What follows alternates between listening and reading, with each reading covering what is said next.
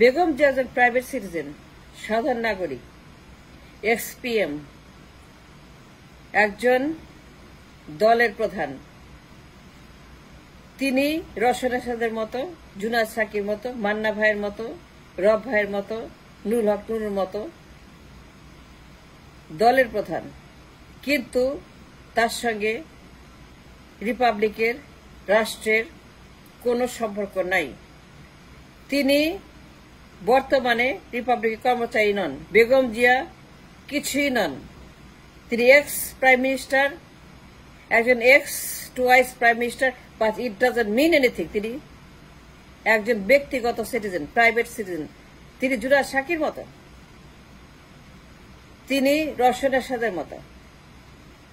তার মূল্য এখন, তার দাম হিসাব করলে পরে রওশন এরশাদের মতো।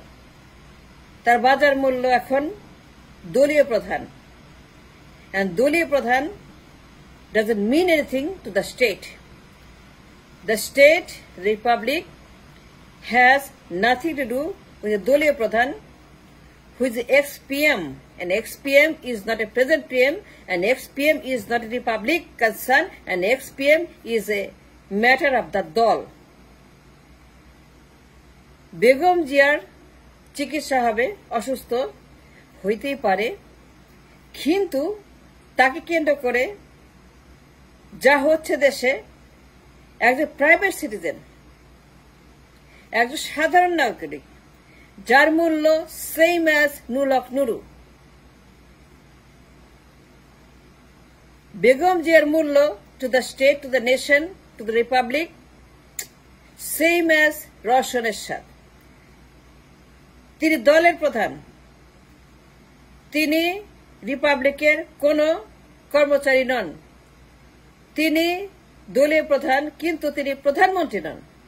প্রধানমন্ত্রী হইলে পরে এই পাগলামো, ছাগলামো, এসব সার্কাস, জোকারি, মাকারি এগুলো করা যায়। যদি তিনি প্রধানমন্ত্রী হন, তার জন্য এগুলি করা যায়।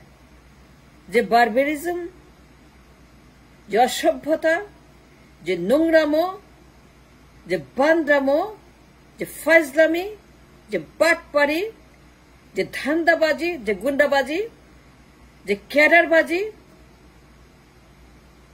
যে দানব আচরণ করছে media, state, people, BNP and everybody else। একজন 80 বছরের বৃদ্ধাকে নিয়ে যার এক পা কবরে, হাত থাকলে বাঁচবে, না থাকলে নাই। কিন্তু কোটি কোটি মানুষ, যুব সমাজ, চিকিৎসা নাই, খাওয়া নাই, কাজ নাই, ভবিষ্যৎ নাই। কুলি মজুর, কৃষক, শ্রমিক, হকার, বেকার, ভিক্ষুক, দরিদ্র, হোমলেস, রেমিটার, গার্মেন্টস, জেলে, ক্যাডার, মাগার, মাদক, কোটি কোটি যুবক, প্রত্যেক দিন তারা হতাশ, কাজ নাই, মাদক বেচে খায়, খারাপ কাজ করে, মানুষ খুন করে, গ্যাংস্টারের কাজ করে। কোটি কোটি যুবক, রিক্সাওয়ালা, কুলি মজুর, শ্রমিক, মোটে পিঠে 3 মণ ওজনের বস্তা, সদরঘাটের কুলি। কোটি কোটি যুবক, রিক্সাওয়ালা, 2 চাকা, 3 চাকা, 4 চাকা রিক্সাওয়ালা, শ্রমিক, রেমিটার, গার্মেন্টস। কোটি কোটি যুবক ধ্বংস হয়ে গেছে, ধ্বংস হয়ে যাচ্ছে ফর 4 জেনারেশন। কিন্তু একজন এক্সপিএম, সাধারণ নাগরিক, যার বাজার মূল্য আমার কাছে not even a dime, not even a Penney, যিনি আমার কাছে রওশন এরশাদ, নুরুল হক নুরু, জুনায়েদ সাকিব, মান্না ভাই, রব ভাই, নান বেটার দেন দেম, যিনি কোনো প্রধানমন্ত্রী নন। রাষ্ট্র কেন পাগল হয়ে গেছে? কেন এত টাকা খরচ করা হচ্ছে? Why the government got so involved? Why Yunus got so involved? Why সেনাপ্রধান got involved? ওই everybody goat so involve with x-PM যিনি দলের প্রধান কিন্তু রাষ্ট্রে কিছু না। মিডিয়া পাগল হয়ে গেছে, বিএনপি উন্মাদ হয়ে গেছে, পুরা ঢাকার শহর আজকে অচল দখল করে ফেলেছে। জিজ্ঞেস করেন সো হোয়াট?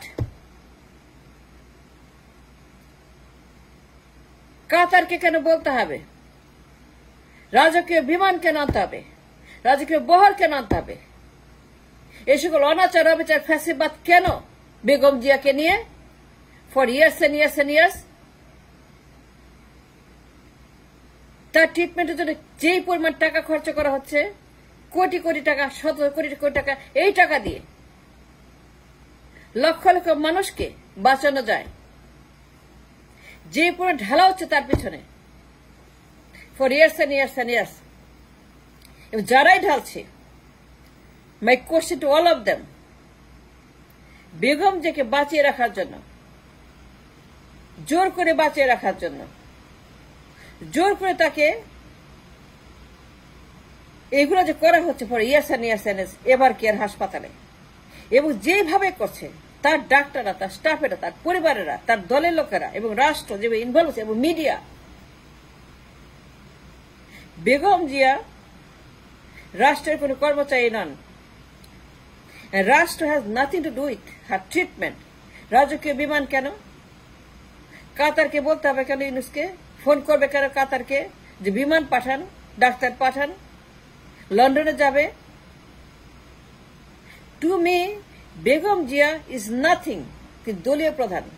যারা বিএনপি করে সামথিং, যারা দল করে সামথিং, যারা পার্টির কিছু তা সামথিং, বাট তিনি রাষ্ট্রের কিছু না, আমার কিছু না।